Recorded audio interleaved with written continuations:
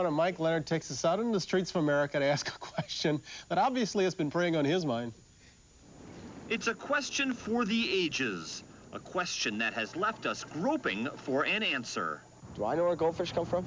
Yes, goldfish. One of the most common and favorite pets in America. Purchased for less than $1 or given away as prizes at carnivals and fairs, these little creatures swim into our lives in little plastic bags full of water. Leaving Mom, of course, overjoyed. She'd just get out a bowl, fill it with water, put them in there, and then when they died, she'd flush them down the toilet. All within the span of about a month.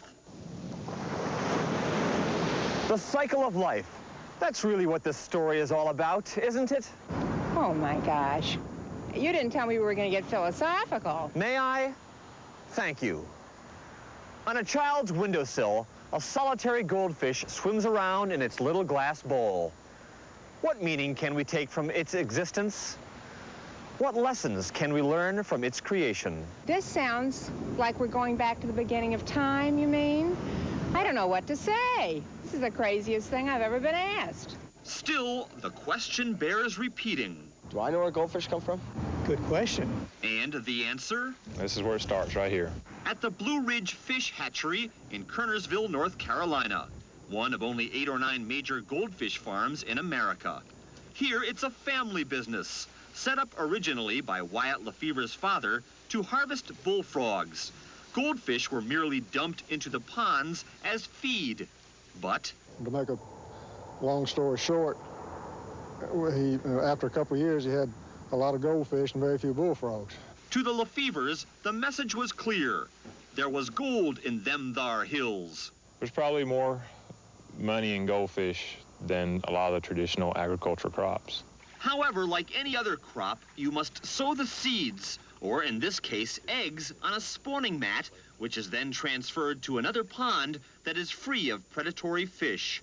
There the hatching begins, and for one brief shining moment, goldfish Camelot. Yeah, in the pond, they have a lot better life than they usually end up in a bowl. As a pet, or worse, dinner. Either way, they're in big demand. Well, we raise and sell maybe 50 million. Harvested from their separate ponds, the different categories of goldfish are netted, loaded into trucks, and piped into tanks. Then they're carefully sifted according to size, dumped onto a table, and counted. 1 little, 2 little, 3 little goldfish, and so on.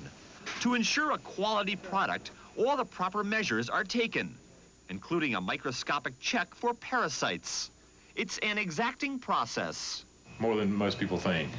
In order to better understand the scope of this operation, think of it as a scaled-down version of a cattle ranch, with breeding grounds, feedlots, roundups, everything, it seems, but the branding ritual, which, believe it or not, is unnecessary.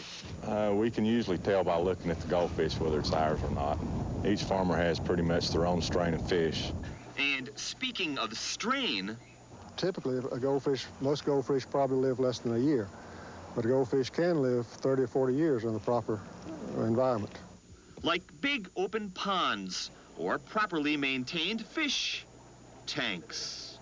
Oh well. It's a matter of survival. And life goes on. In a very, very big way at the Blue Ridge Fish Hatchery in Kernersville, North Carolina. For today, Mike Leonard, NBC News. We never make much of a deal of it. We have our own little fish tank Ours over are there fat ones. with our friends. Our friends. Sort of stupid looking. We also haven't lost. We haven't lost one in a while. But what you may not know is we now also have 3 little ant farms. 1 little, 2 little, 3 little ant farms. That go to work back here behind us. These guys are fascinating. Can we point out this was special request of Bryant Gumbel to have ant farms in the studio? I dig them.